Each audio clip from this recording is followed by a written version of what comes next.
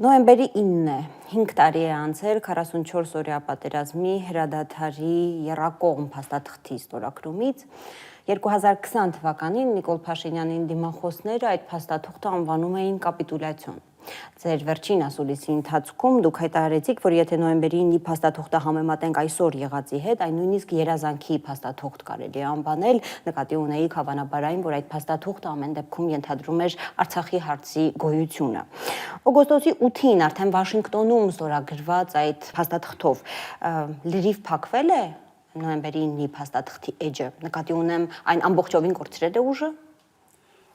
Նայեք, ոչ մի ընդդիմադիր չէր ասում, որ այդ փաստաթուղթը պետք է չհարգել։ Հասկանում ենք, որ պրոբլեմային է, արձանագրում է պատերազմում պարտությունը, բայց բոլորը հասկանում էին, որ սա նաև Արցախը պահելու հնարավորություն է։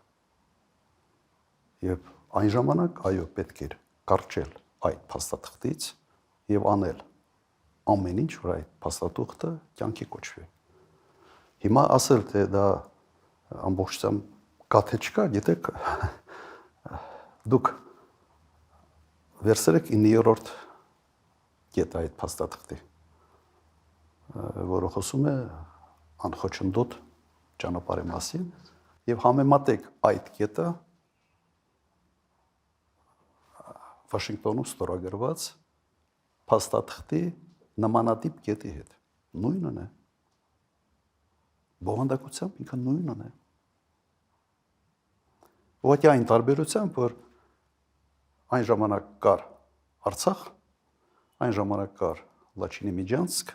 եւ այդ 9-րդ կետը մցված էր հենց Լաչինի Միջանցքի հետ որոշակի սիմետրիա ունենալու տեսանկյունից։ Ադրբեջանի պահանջն էր։ Եվ այն ժամանակ փոխանակ կրճել այդ կետից, ապահովել իսկապես ճանապարհի ֆունկցիոնալը, ոչ թե հանձնելով որպես Միջանցք, այն ժամանակ Միջանցքի տրամաբանություն չկար ընդհանրապես։ Նիկոլ Փաշինյանը հետևողականորեն հրաժարվում էր այդ կետի կատարումից։ Ուղղակի հիշեք։ Հետևողականորեն հրաժարվում էր այդ կետի կատարումից։ Եվ այդ հրաժարվելը բերեց նրան, որ Լաչինի Միջանցքը փակվեց եւ ավարտվեց ամեն ինչը Արցախի կորստով։ Սա փաստեր են։ Հիմա ինչ կատարվեց, նույնատիպ,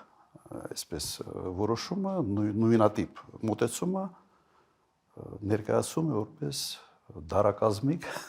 դարակազմիկ մի որոշում, որը կայացված է Վաշինգտոնում։ Ինչ փոխվեց այդ ընթացքում,